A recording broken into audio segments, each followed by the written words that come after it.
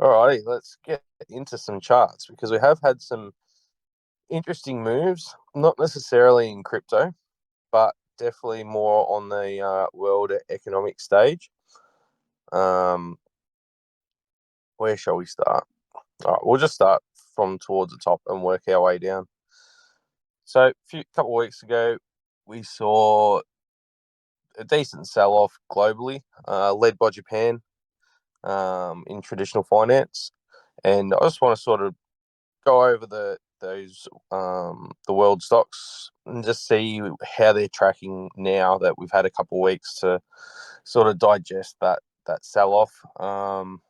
Yeah, we'll just see where things are at. We'll start over in the UK.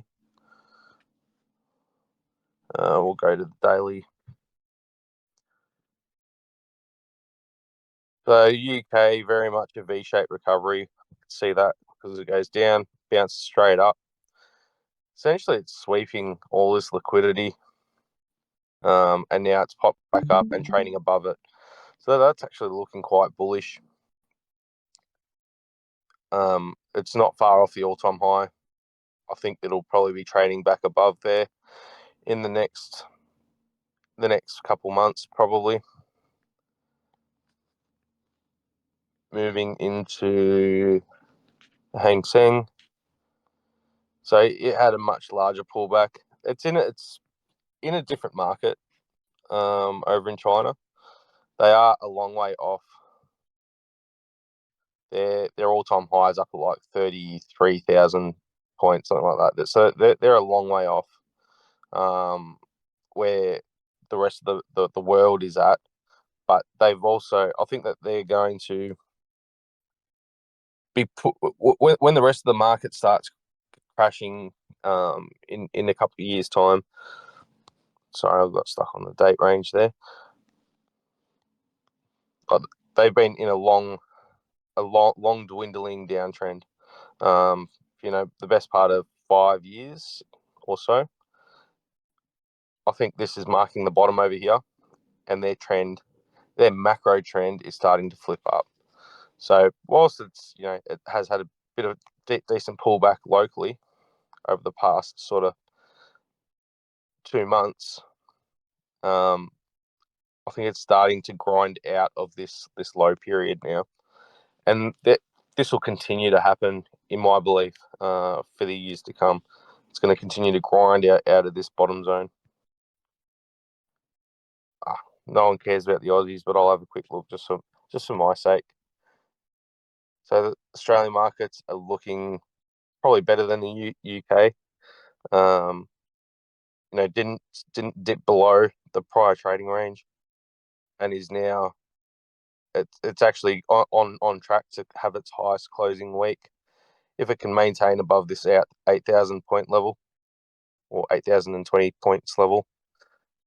So Aussie market looking good.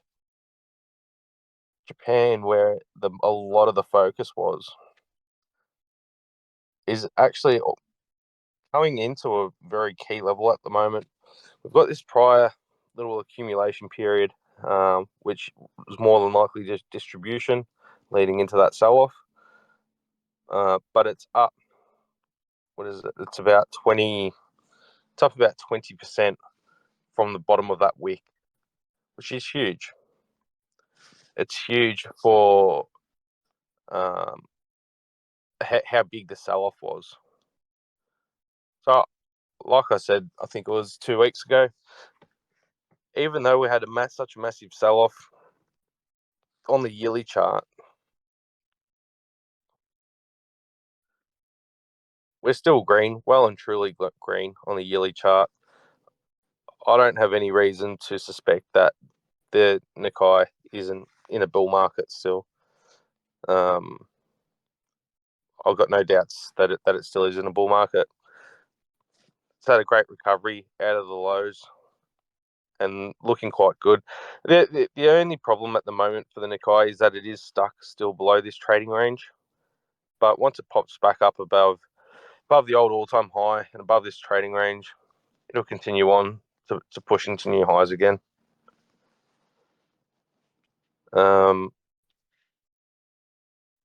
S&P, it has had a pretty blind past week. It's been pushing really strongly back out of these lows.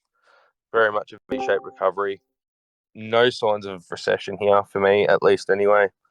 And if it continues on this trend and breaks to new highs again, I actually think that we're in doubt for getting a rate cut in September. It's going to be very hard for the Fed to give a rate cut if the S&P is still making new highs, new all-time highs, leading into that September meeting, which leads us into the Dixie or the US dollar, which is actually broken down now. Maybe this time frame might be okay. So I can see we've got this parallel channel, rejected off the 50% level, was unable to get back above it, and now we've broken down. So this also gives a bit more fuel in the camp of not making any changes with the rates and giving a cut. If they do make a cut, this is going to capitulate down even further and start testing around that 100 mark, testing these lows over here, which JP isn't going to want to do that if he can afford not to. If he can give enough reason to not give a cut and save the US dollar, he'll do that. He's going to want to maintain a strong dollar. But you just don't know where it's going to go at the moment with how the markets have been moving and how the US dollar is weakening. I'm actually probably on the fence whether there's no rate cut or a 25-point cut. That's where I sit.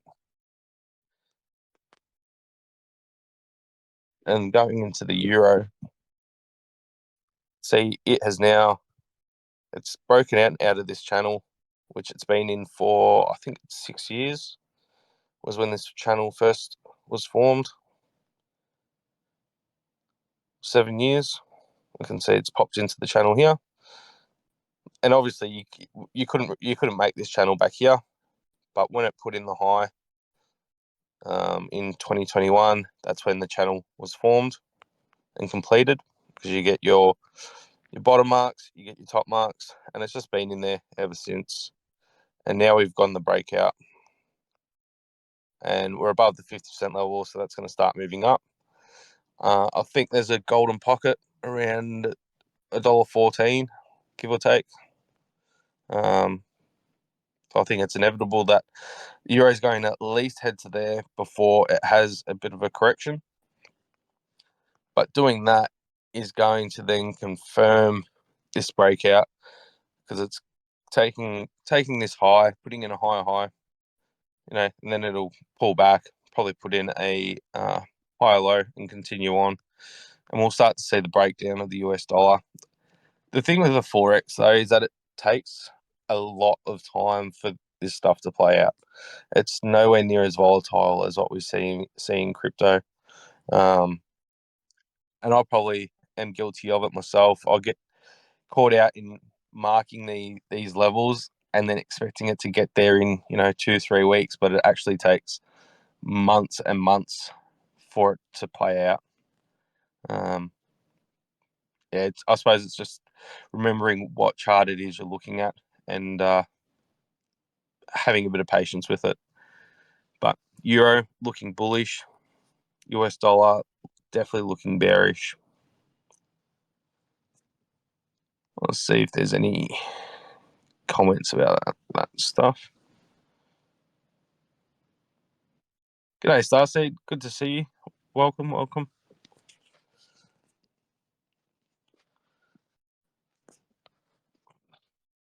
Got anyone else that's joined?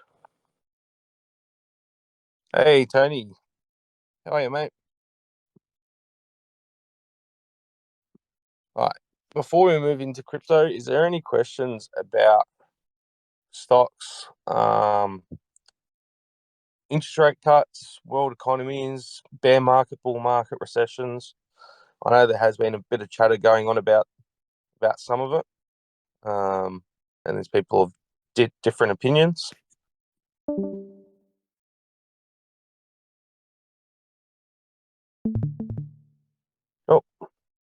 Oh, well, if you do, chuck it in the chat, and I'll check back in after we've looked at some cryptos. No worries. We'll jump into Bitcoin. Yeah, this looks like a crazy screen when it's zoomed right out. We'll try to fix that up a bit.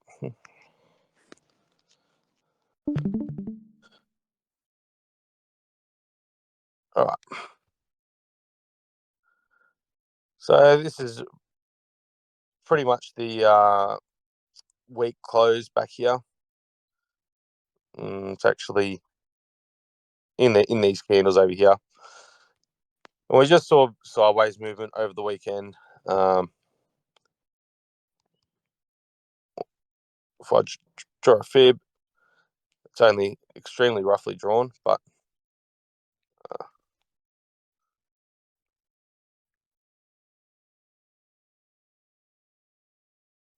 this is the weekend trading over here. As we can see, it's just been interacting with the 618, failed to get above it. And then we saw that sell-off leading into the start of this week and into the weekly close.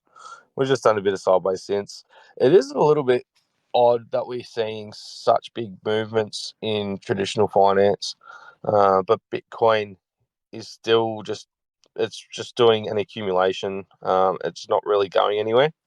So it is a little bit of concern, and we have seen the volume starting to drop off and taper off a little bit, it's not the end of the world, but ideally you want to see volume starting to pick up as the price is grinding up slowly. It's just something to be wary of. I'm definitely still open to the idea that there is another leg down, and I know that some of you, probably specific to name names, Hunter, has been suggesting he thinks that September is where the low comes. There is definitely a strong probability of that. If we look at monthly movements or historical monthly monthly candles, September is more often than not a red month, regardless of what August does. It just depends where August really finishes up. But as you guys in Premium know, we're just stuck in this bit of a trading range at the moment. It's bouncing off key levels, which are the horizontals, and then also you got 50% levels, and we got this golden pocket to the top. So to the upside, to break out, we want to see a break above 62k. To the downside, a breakdown would mean getting below these 50% levels down here at around 56k. Until we get a break up or a breakdown, it's just stuck in a trading range. It can dump down to 57k and jump back up to 62k, but at the end of the day, unless it starts getting some closes above 62, it's just moving sideways for me. In this zone, it's just chopping around. Moving on to sweat, because it has had a bit of a run. We'll go into the Bitcoin chart.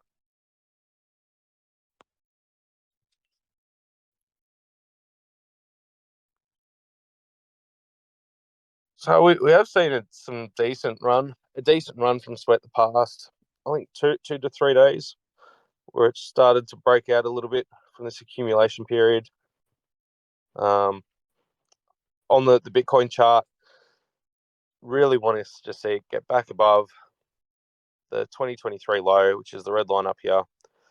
Also, getting above this week would be creating a higher high,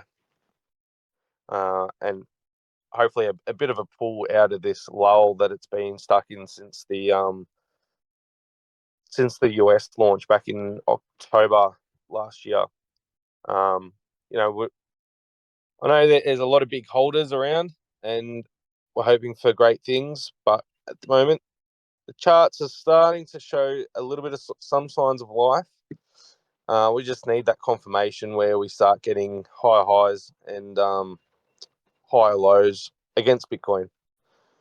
So we're getting our higher low over here.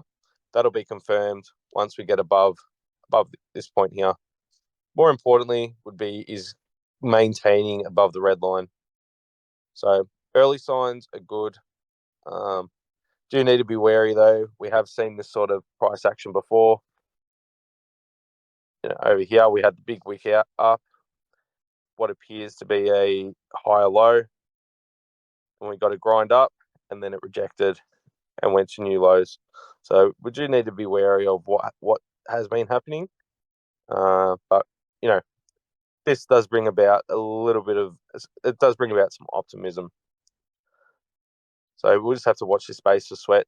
It is worth noting though that last year, sweat did bottom in June, July, and we've seen on the US dollar pair, we've seen something similar happen 12 months later with sweat putting in a low in the June, July period as well. And then it took off from there. So we are starting to get into that green period that we saw last year. We'll just see where it goes. And we can look at the USD chart, which does look a bit better.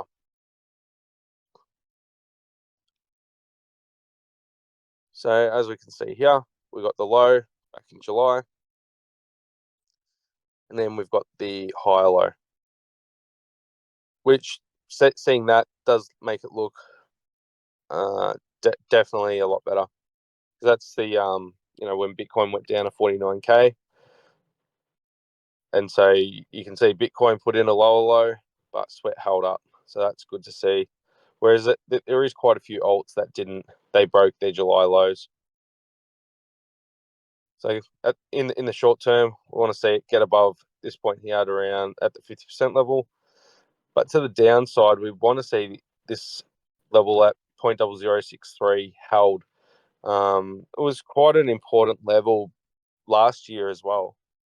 See if I can get back over there. Yep. So this is when it was breaking down. We saw it hold a support, and then it broke down below, and then it got flipped to resistance before breaking through, and then it ended up being a springboard to go to those new highs. So it is an extremely important level historically for sweat. We don't want to see a breakdown back below because that's just going to mean more weakness. So at the moment, it's still in its movement up. Be interesting to see where it goes.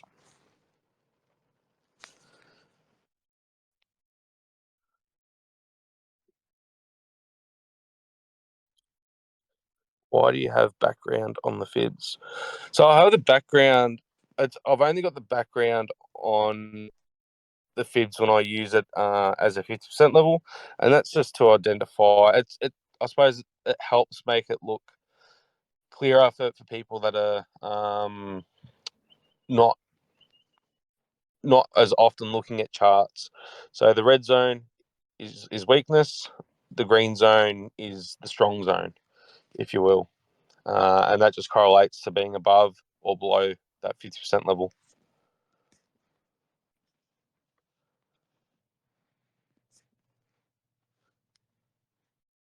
We might have a look at Solana. Where's Solana? Yeah. So Solana has actually been going. It's been going all right. On the USD chart, it doesn't look as great. On the Bitcoin chart, it does look better. Um, this is one that put in a lower low on the USD chart when it had that dump, that sell off. So, but it jumped right back out of it. Nearly gained 50%. It gained over 50, around 50%. of a bounce from its low. It got down 109 and then peaked at 163 3 days later. So that shows quite a lot of strength. Hanging above this high time frame 50%, but it's still below this lower time 50% level. So it is in a bit of no man's land currently. To continue to show continued strength, want to get above here and ideally above this key horizontal at 169 before pushing on. We'll check out the Solana BTC.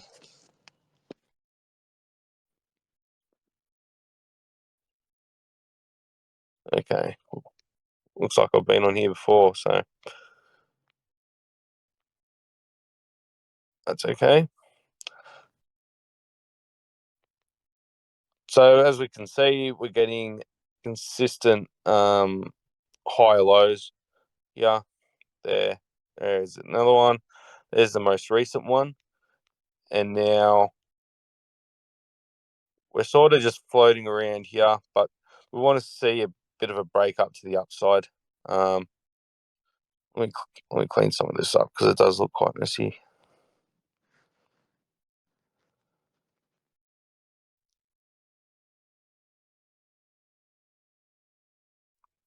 Wonder if we could get a bit of a channel going out of this, actually.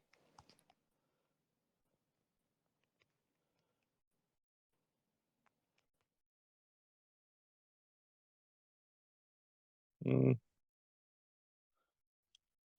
guess something like that might work. So it really struggles when it gets to the midpoint of this channel. This is not a confirmed channel. We've only got one touch on the upside. But we've got our two anchors at the bottom, one on the top, and a bit of confluence with the midpoint where it interacts but fails to get back above and hold. So as long as we don't see this channel starting to break out, it's just in that uptrend, natural uptrend. I do think that there is limited upside to Solana. It's just, for me, it's just getting too big in regards to its market cap. But there's still definitely some room for 3x, maybe even 4x there, I think. And it's had some nice volume building up in this period here. And then it's sort of tapered off as it's had a pullback.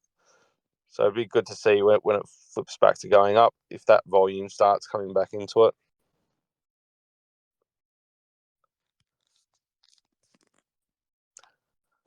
I'll see if there's any comment.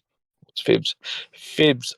Fibonacci level star. There is actually an education channel on it in premium that I recommend you have a look at.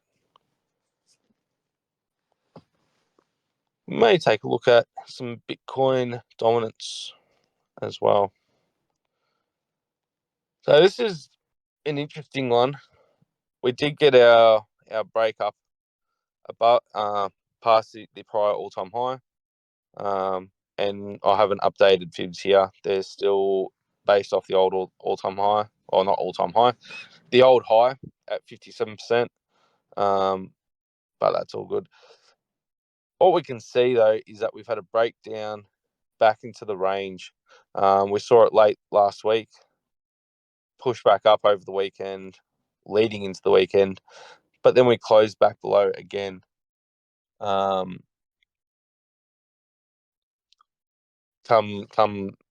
the weekly close, so we can see that. So it is. It does appear to potentially be topping. I don't want to call it a top yet because it's been in an uptrend for nearly 2 years now, so it's extremely hard to call tops. But it does have a nice topping formation here, where we got the breakout and then fallen back below into the old range. What we but for it to not be a top, it's simple. Dominance just has to get back above this level and continue on up. Or alternatively, it can chop sideways, but you don't really want to see these lows get taken out. I mean, we all want to see these lows get taken out because I'm sure most of us have some decent alt bags, and we want to see this finally capitulate and break down. But we just have to let this play out a little bit. Dominance takes a long time. It's a bit like looking at forex, where the grind just goes on and on and on. If we're looking at this uptrend that we've had, it's been a slow and steady grind in one direction. The end is near, in my opinion. If it's not now, I think in the next 2 months, perhaps by the end of October, we should definitely see this rolling over. But take that with a grain of salt, because if you had made that comment any time in the last 2 years, you'd be wrong.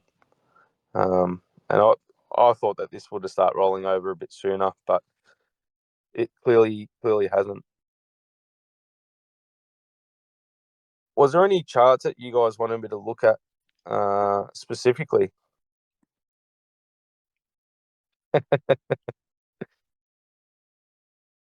Yeah, we're all like that, Baldrick. Don't worry. I think most of us are sick of the alts bleeding, or most of the alts bleeding to Bitcoin. Yeah, I suppose one thing that we need to be aware of there's a lot of, I suppose, air getting pumped into the tires of an alt season.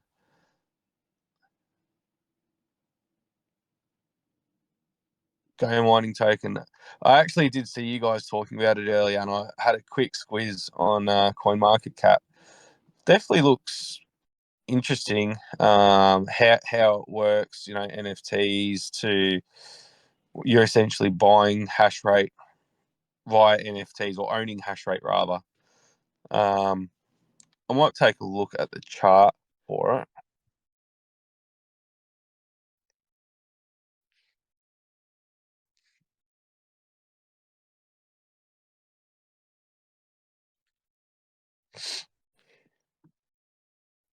No, I wonder if there's a better chart.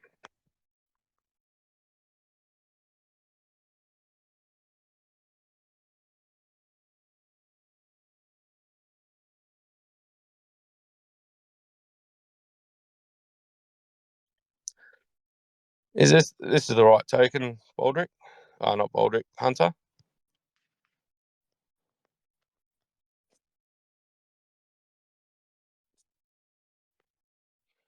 I mean, I hadn't looked at the chart beforehand, but the chart definitely looks a bit scammy, if I'm honest.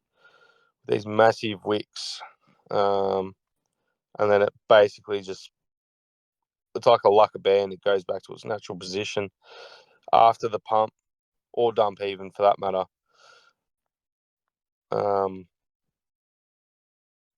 However, we have seen the volume has picked up hugely in the last three months, but we're not really seeing anything happen with the price.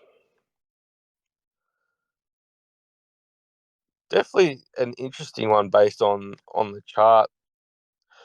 What catches my eye is this massive increase in volume. I just hope it's not wash trading that's sort of going on. Could be looking to put in a bit of could be getting ready for a decent move up. Where my biggest concern probably comes in is that how you're seeing these massive wicks, and they're not little. It's gone from 35 cents all the way up to $1.60 and retraced the entire move on several occasions. So that's just something I'd be wary of. I suppose if you're looking to be a bit of a degen and make a few bucks, you could set some limit orders, at around that 60 cents and have your position laddering out through some of these wicks. But based on the chart looks scammy. I hate to say it, but at least you can see from the downside when it does sell off, it will come back up pretty quickly. So that's all. That's also a positive.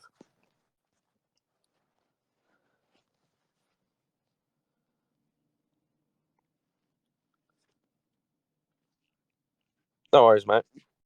But yeah, what I was reading on CoinMarketCap about it was definitely interesting. How they're on Ordinals and BNB network and Ethereum network, and they're using the NFTs for people to buy hash rate and stuff. An intriguing project. Um,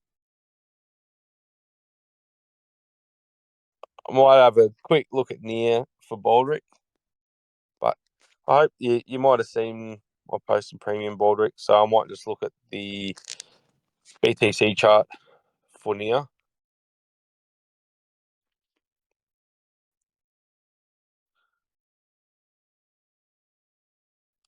So it's still in a bit of a danger zone at the moment. Um, not nothing catastrophic, but definitely a bit of a danger zone on the BTC chart. This low here, we want to see it held, and we're still sort of dangling the carrot, flirting with it, more or less. Good news is that we have had quite a few red days down, but we're still locally. We're still maintaining this low. Looks like these closes over here are acting as support currently, and trends could start turning up. But we just want to get out of here really, because it is a bit nerve wracking seeing the trading down in this range. We want to be back above the 50%, back in safety. It's always great that also should correlate to a higher USD valuation. But yeah, we have seen some weakness, and then to the upside, we've got a long way to go to start turning the trend a bit here. Confirmation of changing the trend is all the way up here, reclaiming these highs. We could get movements like this, which is generally up, and you're getting higher highs and higher lows. Ultimately, we want to get above this to confirm the breakout. So the Bitcoin charts do move quite a bit slower than your USD charts. It's because the dominance and the alt market as a whole. Well, the alt market as a whole typically follows Bitcoin. You do get those individual spikes in some certain coins every now and again, and that's where you see these big moves up. But for the most part, they sort of track what Bitcoin's doing. So we'll just wait and see what happens for Nia.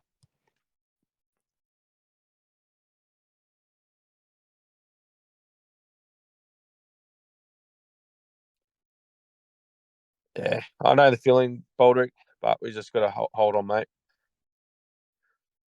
We just got to hold on for now. All right, guys. Is there any requests before we start to wrap it up?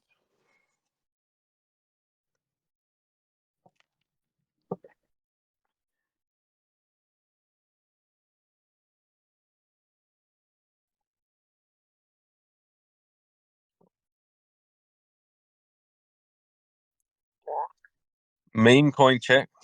Uh, not today. Not today. If there's a meme coin that you want me to check out, I'm happy to do it in premium for you. No issues with doing that.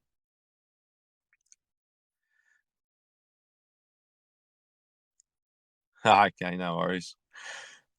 Just one last thing from mine, guys. There is that MEXC deal going that I got for you guys. It's pretty simple. If you open up an account with MEXC, no KYC required. Chuck $100 USDT in the account. Make any sort of trade, whether it's spot or futures, and you'll be eligible for a $50 bonus. I think it's 2 weeks after the end of the event closing. So it's limited spaces. I think it's up to 10. So I had a look last night before bed. I think there's already two of those positions have been taken. So there's 8 left if you're keen. It's no skin off my back if you guys do it or not. It's completely up to you. So yeah, just thought I'd get something going for you guys out there. So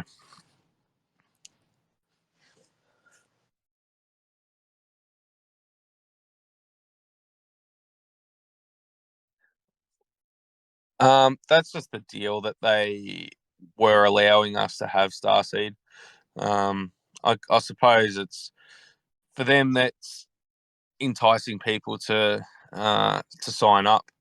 And if they had it going all the time and available to everyone, it doesn't create that, I suppose, sense of missing out. And it just becomes the norm as opposed to look at this special offer that we have. So it's just a bit of marketing on their behalf, mate.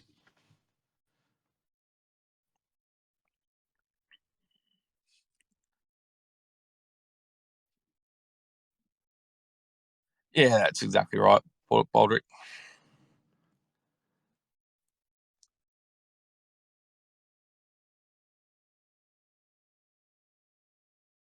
I mean, I'll be completely honest. That don't really get. Yeah, it is. Yeah, it is an exclusive offer to DUT members. Um, I'll be honest. I probably don't really get a lot of sign-ups using the referral links. So if you do think that it's going to be you're able to do it closer towards the event period ending, don't take my word for it, but I would say you should be okay. I don't expect all 10 sign-ups to be used.